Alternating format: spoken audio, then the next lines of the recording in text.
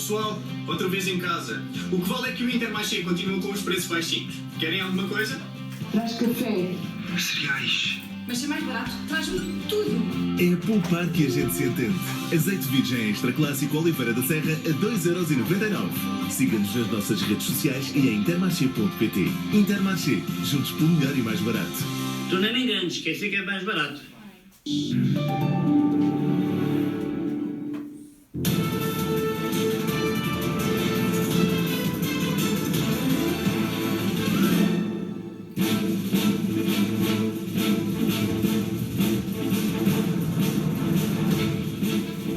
Vão começar os repatriamentos do Brasil. O governo anunciou que vai repatriar 70 pessoas. O número provocou protestos porque há mais de 160 portugueses a querer regressar a Portugal. O correspondente da RTP no Rio de Janeiro, Pedro Sá Guerra, está a acompanhar a situação. A lista de portugueses que querem ser repatriados não para de aumentar. Já são mais de 170 que pedem ajuda ao governo português. Dizem-se abandonados, sem dinheiro e com os postos de trabalho em risco. Após analisar os pedidos, o governo vai para já repatriar 70 pessoas que preenchem os critérios necessários numa operação deste género. À data e hora em que falamos, há 70 portugueses residentes, não é residentes no Brasil, que se encontram no Brasil, mas que não residem no Brasil, que por razões de saúde necessitam de regressar a Portugal. Uma decisão que não convence quem está no Brasil em trabalho e que tem de regressar o mais depressa possível a Portugal. Porque razões de saúde. Eu nesse momento até estou sem minha medicação da minha endocrinologista. Nem sei se consigo comprar alguma aqui, porque o Brasil tem essa dificuldade grande de nós conseguirmos tudo. Tenho os meus filhos lá, que precisam de mim. Alguma coisa acontece com eles também com problema de saúde e eu estou sem poder voltar. Eu conheço pessoas que estão voando pela Europa dentro, entram e de lá vão com voos diretos para Portugal, Portugal aceita e estão vindo do Brasil na mesma. Então eu não consegui entender qual é o problema de pousar em Portugal, quando esses voos também vêm do Brasil e são pousados em Portugal. Luciana Guimarães e Simone Barreto ainda não sabem se vão fazer parte do grupo dos 70. Mais de 800 pessoas já assinaram uma petição dirigida ao governo português pedindo ajuda. Eu estou me sentindo como brasileira, casada com português, sendo abandonada. Eu não aguento mais, eu estou perdendo peso, eu estou sofrendo, sabe? Eu não quero morrer aqui sozinha ou ele lá sozinho. Eu tenho muito medo. Entendeu? Minha sogra está no hospital, estava até ontem no Hospital São João, foi transferida para uma clínica, um hospital de retaguarda em Guimarães ontem. E é muito sofrida, muito sofrimento. Não aguento, eu tô cansada de verdade. Eu tô muito cansada. A RTP sabe que esta operação não está fechada e que ainda não há qualquer data prevista para um voo de repatriamento. André Veloso e Pedro Sá Guerra, RTP Brasil. Bruxelas anunciou a compra de mais 300 milhões de vacinas até ao final do ano. A Comissão Europeia está a preparar um plano para acelerar a aprovação e a produção de vacinas capazes de combater as novas variantes da Covid-19 e firmou um novo contrato com a farmacêutica Moderna para o fornecimento dos 300 milhões de doses. O correspondente da RTP em Bruxelas, Duarte Valente, está a acompanhar os esforços da Comissão para recuperar do atraso da campanha de vacinação na Europa. A Presidente da Comissão Europeia não escondia o contentamento ao anunciar aquilo que considerou ser a boa notícia do dia. Today, the Commission has approved a second contract with Moderna to purchase 300 million additional doses of their vaccine against COVID-19. This is good news. Na realidade, são 150 milhões de vacinas até ao final deste ano, com uma opção de compra de outros 150 milhões em 2022.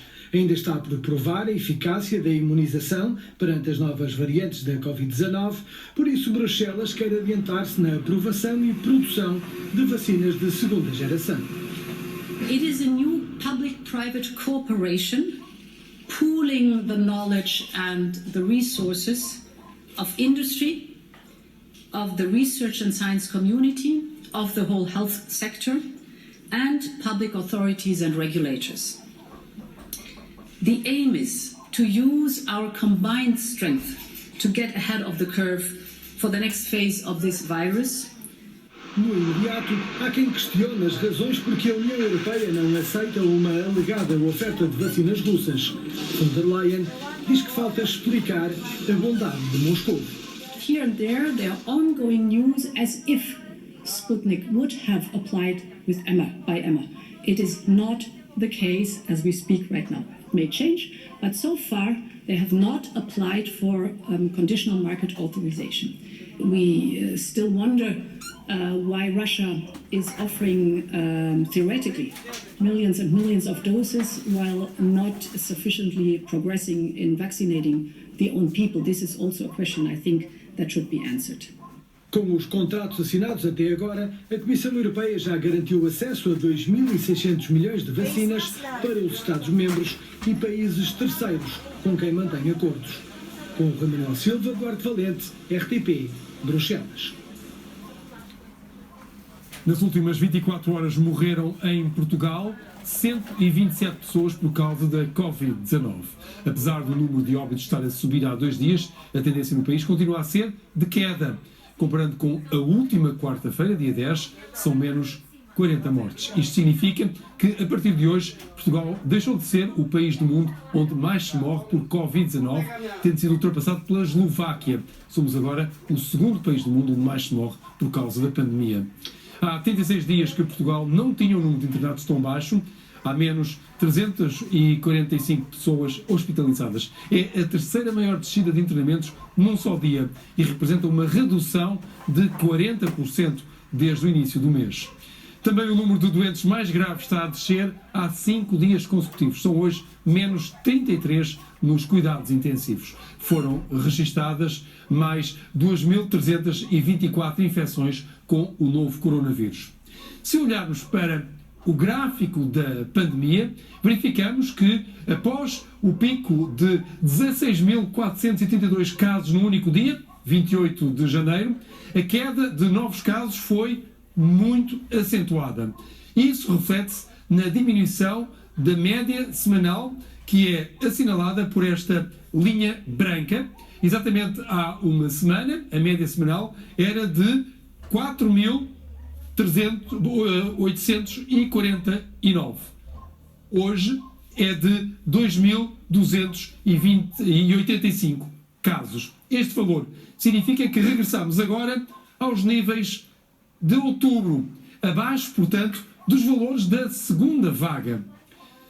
Está suspenso o processo de contratação de enfermeiros estrangeiros. A Ordem dos Enfermeiros avançou com uma providência cautelar contra essa contratação. E o Supremo Tribunal deu 15 dias ao Governo para responder. Não só somos poucos, como estamos todos muito cansados. É uma falta repetida. Poucos enfermeiros pressionados pelo momento e vários casos de profissionais residentes no país que garantem ter as condições para se juntar à linha da frente. Eu tenho experiência profissional de 8 anos, está faltando profissionais. Nós estamos nos oferecendo para ajudar desde que começou isso e nós somos simplesmente impedidos de ajudar. Uma imagem que contrasta com a ajuda de profissionais alemães, franceses e do Luxemburgo, já ou prestes a aterrar no país e a quem a Ordem dos Enfermeiros emitiu uma licença temporária. É porque sou da União Europeia. Eu tenho 4.816 horas de meu curso ao curso superior. Por que eu não tenho papel? Por que eu não sou qualificado? Parecia um balão de oxigênio. Publicado há 2 semanas, o decreto-lei do Governo vinha permitir a contratação de profissionais de saúde estrangeiros. 150 a 200 enfermeiros estariam em condições de concorrer, entre eles Kleber e Francelino. O documento exige um número mínimo de horas de formação ou 5 anos de experiência profissional. O processo está agora suspenso pelo Supremo Tribunal depois de uma providência cautelar interposta pela Ordem dos Enfermeiros. O Governo tem 15 dias para responder. Houve aqui, por parte do próprio Governo, uma precipitação em fazer uma contratação direta que não passasse pela Ordem dos Enfermeiros, que nem sequer obriga como sabe, falar a língua portuguesa. Sem alternativa, com os processos para obterem o título indeferidos e os diplomas não reconhecidos, a única opção destes enfermeiros é inscreverem-se como estudantes internacionais em instituições de ensino superior portuguesas. Eu estou fazendo faculdade na faculdade de enfermagem em Coimbra. Há poucos dias peguei um texto de um professor e a maioria das notas de referências eram artigos brasileiros, de enfermeiros brasileiros que, quando chegam aqui, não têm papéis, mas cujas experiências, os artigos científicos feitos no Brasil servem para formar os enfermeiros de Portugal. Estamos atrás do segundo diploma de enfermagem, estamos a ter 2 diplomas de 2 países diferentes, mas do mesmo curso. É isso que a gente está fazendo agora. Muitas dessas pessoas que se dirigiram aqui à Ordem apresentavam-se muitas vezes com diplomas falsos. Portanto, essa questão da validação tem que ser muito bem vista. Não pode colocar todo mundo na mesma panela e falar que não sabe quem é enfermeiro. Isso acho ofensivo. Os enfermeiros estrangeiros pedem uma alternativa ao que dizem ser um processo de exclusão de profissionais válidos. Entretanto, continuam à espera, enquanto o relógio da saúde não para. O Serviço Nacional de Saúde tem hoje menos médicos do que no início da pandemia. O ano passado acabou com menos 800 médicos, apesar dos anúncios feitos pelo Governo de contratações. Para compensar, há mais 3.000 enfermeiros. Em 9 meses, o Serviço Nacional de Saúde perdeu 800 médicos, enquanto enfrentava o maior desafio da sua existência. Ainda a pandemia estava no princípio. Em março de 2020, havia 31.898 médicos a prestar serviço nos centros de saúde, nos hospitais públicos. Mas no final do ano permaneciam apenas 31.098. Apesar dos anúncios do Governo para a contratação de clínicos, houve uma diminuição de 2,5% destes profissionais. Isto tem várias origens.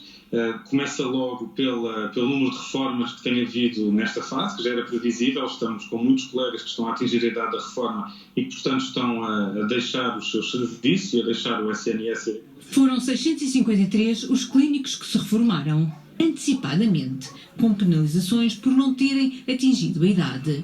Houve também os que optaram por exercer fora do Serviço Nacional de Saúde.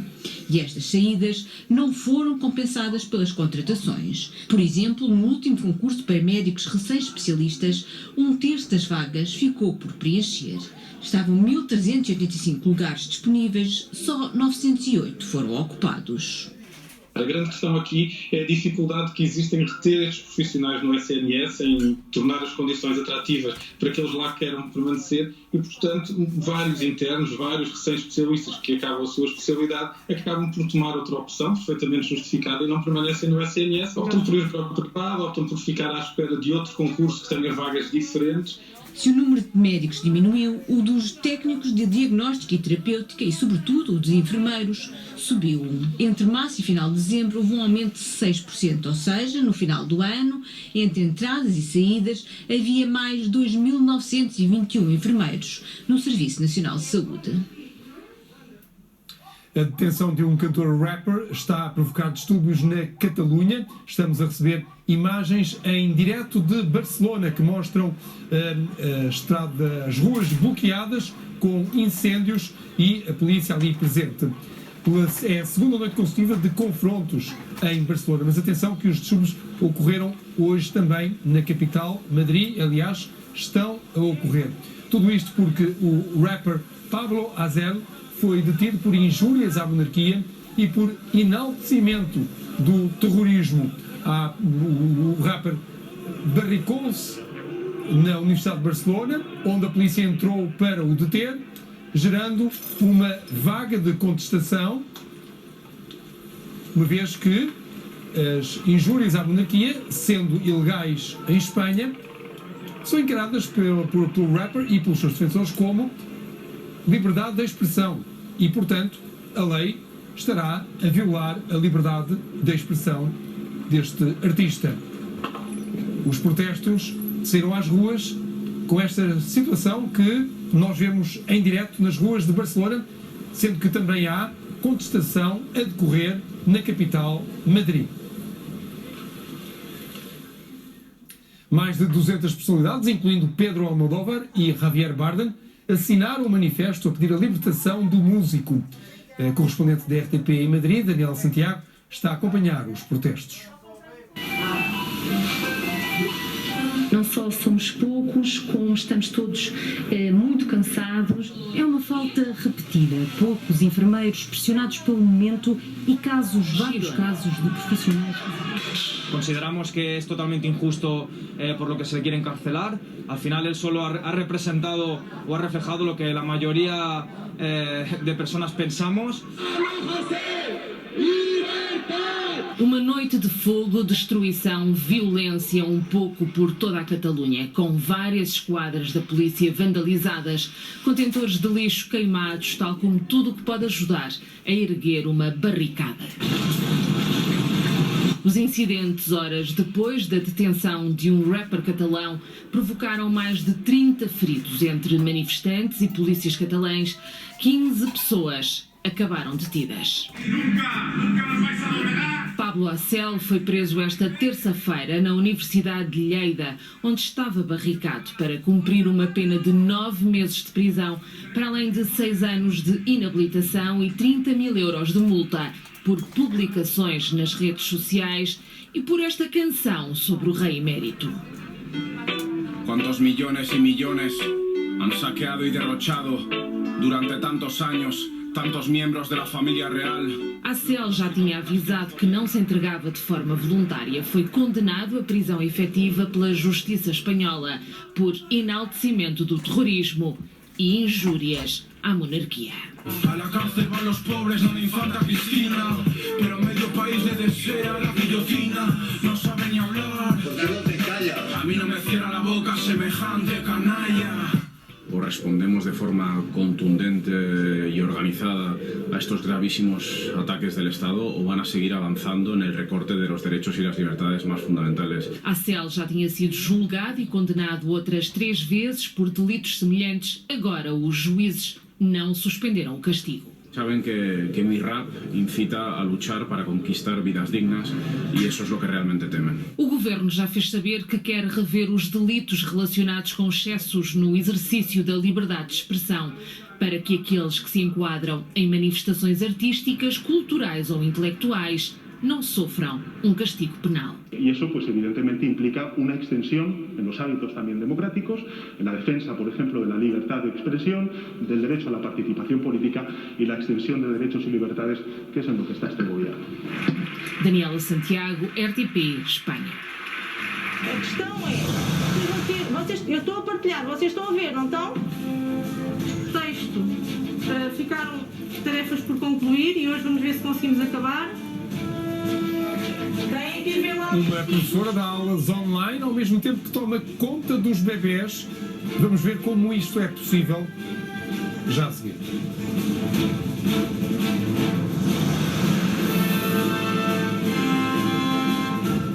Afinal, nem todos os infectados com Covid-19 desenvolvem anticorpos. Um estudo da Ordem dos Médicos revelou ainda que, ao fim de 9 a 10 meses, o número de ex-infectados que ainda têm anticorpos é menos de metade. O estudo pode ser importante para se definir melhor a estratégia de vacinação. Neste momento, as pessoas que já estiveram infectadas por Covid-19 não estão na lista dos prioritários, mesmo que não seja certo que tenham desenvolvido anticorpos. O que se está a tentar é, de acordo com as probabilidades, fazer o melhor uso possível dos recursos que temos. Mas o ideal seria poder vacinar toda a população o mais rápido possível. Estas pessoas, se desenvolverem, se forem reinfectados, a doença que vão desenvolver será sempre menos grave. Estas pessoas que têm anticorpos não devem fazer agora a vacina. Têm que ficar, se quiserem, para uma fase posterior. E, eventualmente, fazer apenas uma administração. Há poucos dias chegaram-nos notícias de França dizendo que as pessoas que já tinham estado infectados apenas iam fazer uma administração da vacina. Os especialistas alertam também para o risco do chamado passaporte de imunidade. É de grande risco. Portanto, essa história do passaporte de imunidade já se sabe que as reinfecções são mais frequentes do que inicialmente se pensava. Muito em particular, com estas variantes mais transmissíveis e que podem ser mais graves, O estudo da Ordem dos Médicos, da Universidade Nova e outras instituições apresenta por enquanto dados preliminares. A duração da imunidade nas pessoas que já tiveram infectadas com SARS-CoV-2 é ainda uma questão sem resposta definitiva. Eu, em especial, conheço várias pessoas que tiveram doença muito grave, do género de estarem 1, 2, 3 meses médicos em cuidados intensivos, praticamente entre a vida e a morte por causa da infecção, e os anticorpos são 0. Umas desenvolvem mais anticorpos, outros não desenvolvem menos anticorpos. Tem a ver com a nossa constituição genética. Participaram no estudo 608 pessoas que tiveram Covid-19 na primeira vaga. 1/5 dos inquiridos já não tinha imunidade ao fim de 3 meses. Dos restantes, ao fim de 9 meses, apenas 42% ainda apresentava anticorpos. Surpreendeu-me que ainda tenhamos um número tão elevado de pessoas com anticorpos. E ainda me surpreendeu outra coisa, que é as pessoas com mais de 70 anos têm a imunidade, a maioria deles, a crescer desde o início do estudo. No estudo, em que participaram muitos médicos e funcionários de lares e utentes, foram as pessoas com mais de 50 anos que desenvolveram mais anticorpos à doença. Os pais vão poder trocar o teletrabalho pelo apoio aos filhos. Em alguns casos, não haverá penalizações de salário. Alargar o apoio à família em 3 situações diferentes. Uma das famílias monoparentais, a outra das famílias do progenitor que tenha a cargo uma criança até ao primeiro ciclo, portanto até ao final do primeiro ciclo, ou nas situações em que haja a cargo uma pessoa dependente com deficiência igual ou superior a 60% de incapacidade. Trabalhar em casa ou tomar conta dos filhos. A proposta do Governo prevê que pais em teletrabalho, com filhos até ao 4º ano de escolaridade, possam comunicar impossibilidade de trabalhar para apoiar a família e, com isso, aceder ao apoio extraordinário, 66% do salário. Não são obrigados, é uma escolha. No caso de mãe ou pai solteiro, o salário é pago a 100% e o mesmo acontece se o apoio à criança for partilhado. Por exemplo, um dos pais fica em casa uma semana, na semana seguinte fica o outro. O objetivo, quebrar desigualdades. 82% das situações que recorreram ao apoio à família foram mulheres. Portanto, aqui a opção é uma opção de política pública para promover a conciliação e promover este equilíbrio na gestão também desta responsabilidade, também permitindo que não haja necessariamente só uma opção por ser a mulher, por ter tradicionalmente até salários mais baixos. E, portanto, aqui permite exatamente que não haja perda de rendimento da família se os dois tiverem esta alternância e o acompanhamento aos filhos seja feito de forma partilhada.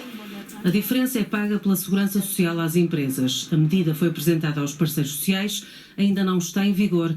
É levada esta quinta-feira a Conselho de Ministros. O Bloco de Esquerda disse que o Governo deve procurar incluir mais e excluir menos as famílias nos apoios. O PCP afirmou que as necessidades vão para além das crianças até aos 9 anos de idade. PSD e CDS concordaram com estas medidas e lamentaram que cheguem tão tarde. Estão todos de acordo. As medidas vão no bom sentido, mas os partidos querem mais. O PSD espera pela execução dos novos apoios às famílias, mas deixa para já uma crítica. Nós registramos como um facto positivo, lamentamos, no entanto, que o Governo não tenha feito a tempo útil, porque está com um atraso de pelo menos 2, 3 semanas no ajustamento a este regime. À esquerda, o Bloco vai mais longe. Para Catarina Martins, seria triste que os apoios chegassem já depois das escolas reabrirem. O Governo veio muito tarde, é bom que não atrase mais. Fico sempre com a sensação de que o Governo tenta encontrar mais condições de exclusão de apoios sociais do que de inclusão de toda a gente que precisa desses apoios. Esta quinta-feira, o Parlamento aprecia as medidas do Governo para apoiar as famílias com filhos em casa por causa do fecho das escolas. Da esquerda à direita, reclama-se o pagamento do salário a 100% em vez dos atuais 66%.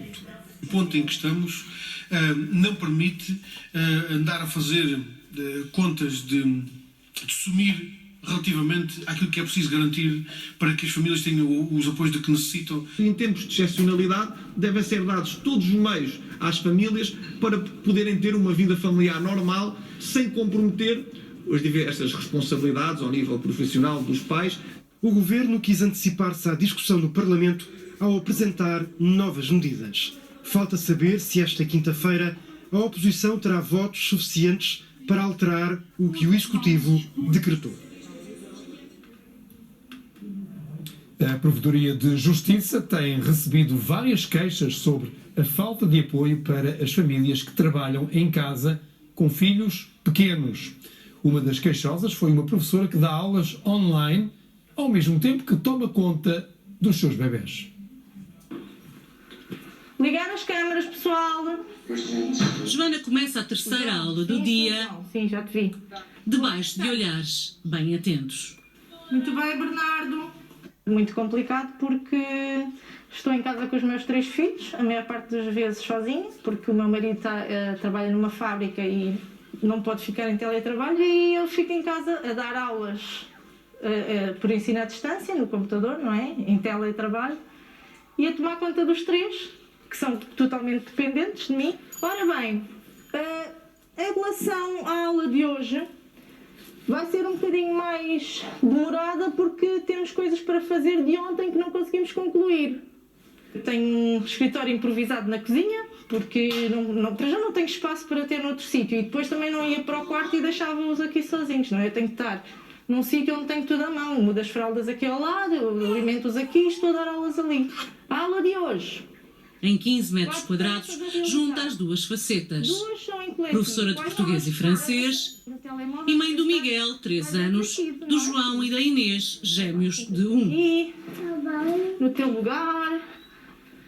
Não tenho direito à escola de acolhimento porque a minha profissão não é considerada essencial e estou em teletrabalho, não é? Portanto, consideram que estar em casa, em teletrabalho e cuidar dos filhos é compatível. Neste momento, quem está em teletrabalho não pode sequer pedir o apoio à família, 66% do ordenado. Joana queixou-se para a Provedora de Justiça. E já tive resposta, disseram que a situação, já tinha havido mais queixas idênticas e que a situação já estava a ser avaliada. Na semana passada, a Provedoria de Justiça solicitou aos Ministérios da Educação e Segurança Social soluções para os trabalhadores em teletrabalho a dar assistência a filhos pequenos. Para a provedora, estão em causa direitos fundamentais dos trabalhadores e o direito à proteção da família. Se eles pudessem ir para uma escola de acolhimento, eu poderia continuar a trabalhar, a ensinar à distância. Aquela alternativa dos pais se revezarem e estar em casa só em assistência à família também me parece uma boa ideia. Enquanto espera por outras medidas, o cotidiano divide-se entre os alunos a chamar à distância e os filhos a chamar bem perto. Destes bocadinhos. Apesar, o telemóvel não resolve tudo. Começou o julgamento do homicídio de Valentina. O pai e a madrasta estão acusados de homicídio qualificado e profanação de cadáver. Mas os dois apresentaram versões opostas sobre quem agrediu a criança até à morte. Sandro, o pai de Valentina, foi o primeiro a chegar ao Tribunal de Leiria. Márcia, ex-companheira e madrasta de Valentina, chega pouco depois. Estão em prisão preventiva desde maio de 2020. Ambos estão acusados de homicídio e profanação de cadáver da menina de 9 anos. O primeiro dia de julgamento fica marcado pelo atirar de culpas de um para o outro.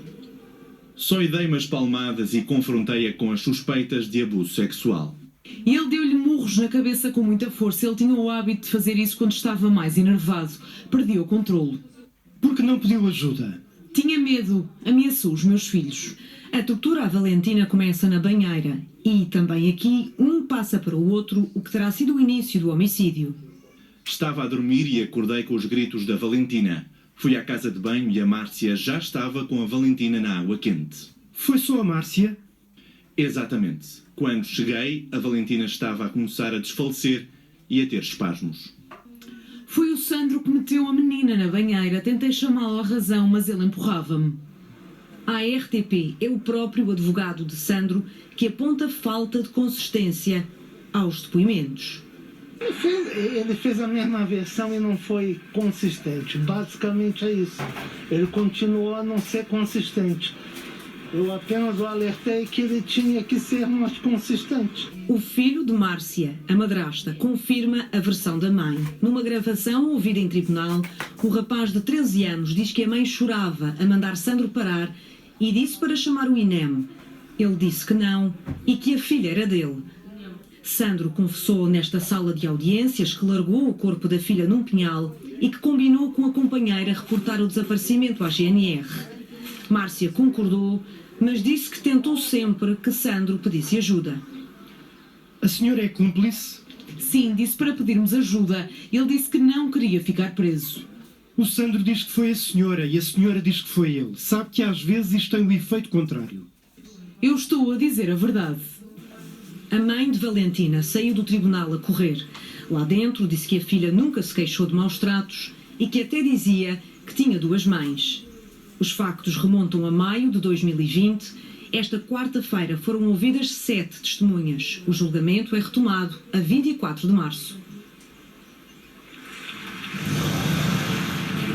O PAN quer uma audição urgente do Presidente do Tribunal Constitucional por ter considerado absurda a concepção de uma criança sem pai ou sem mãe.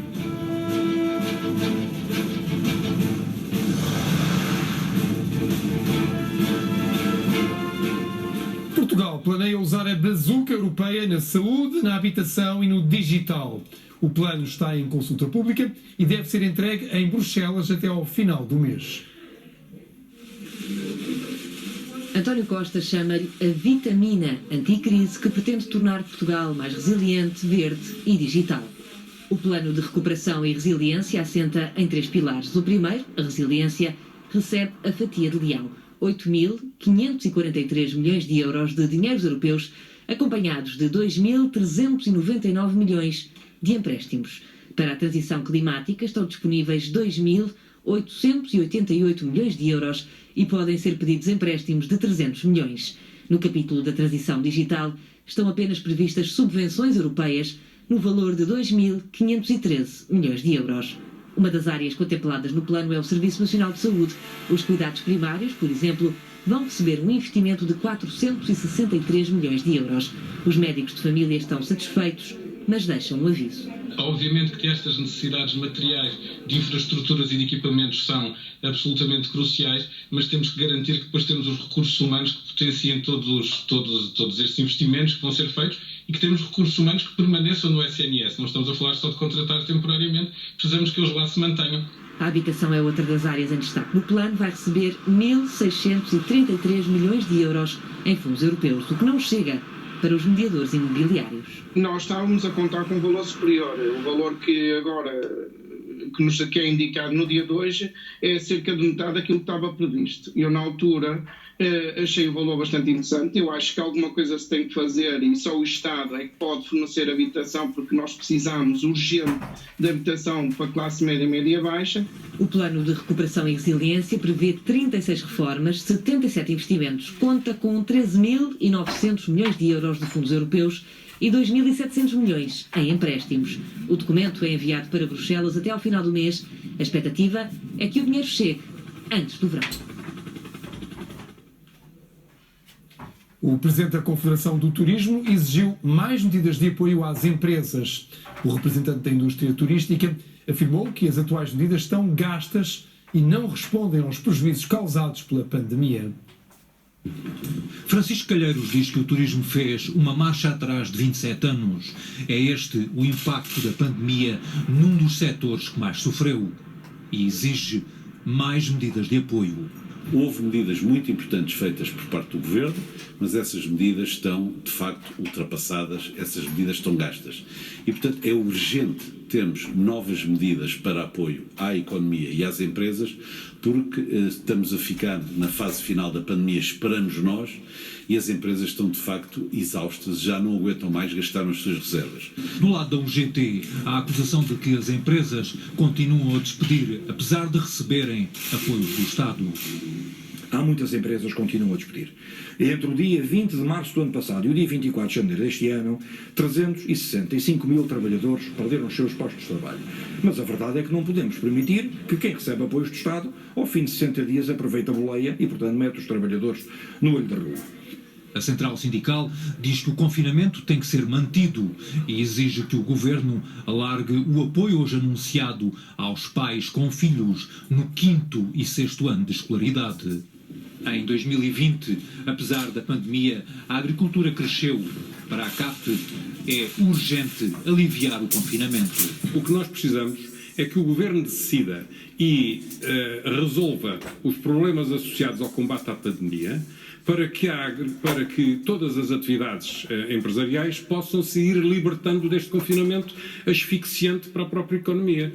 As audiências do Presidente da República aos parceiros sociais continuam esta quinta-feira com a CGTP e os representantes da indústria e do comércio. A Nokia vai abrir um novo centro de serviços em Portugal. A empresa quer investir 90 milhões de euros e contratar 300 pessoas. São 300 os novos postos de trabalho que a Nokia vai criar em Portugal até final de 2022. Vão juntar-se aos 2.000 trabalhadores que a empresa já tem. O novo centro de serviços vai nascer no complexo que a Nokia tem na Amadora. O Ministro da Economia diz que foi um processo competitivo para que a Nokia decidisse investir em Portugal. A forma como a Nokia tomou a decisão de investir no nosso país e daqui instalar um novo centro de competências global é bem demonstrativo das capacidades que nos últimos tempos Portugal foi reunindo para atrair este tipo de investimentos. Numa altura de grandes incertezas por causa da pandemia, o Ministro destaca a importância do investimento da Nokia. Pedro Cisa Vieira garante que não foram dados incentivos financeiros para que a empresa decidisse reforçar o negócio em Portugal. A Nokia vai tornar-se num parceiro estratégico do Estado português. Um memorando de entendimento foi assinado virtualmente. Continuamos a apostar em recursos portugueses para suportar uma empresa que é global, mas que tem em Portugal um dos seus maiores pilares de suporte a processos e a clientes de todo o mundo. Os trabalhos para arrancar o novo centro de serviços da Nokia começam já este trimestre. A empresa vai participar na transição digital do país nas áreas do 5G e cibersegurança. O PAN quer uma audição urgente do Presidente do Tribunal Constitucional por ter considerado absurda a concepção de uma criança sem pai ou sem mãe.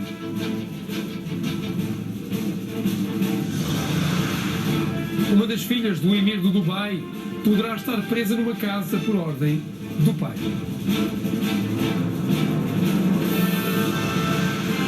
São assuntos para a segunda parte do Telejornal. Até já!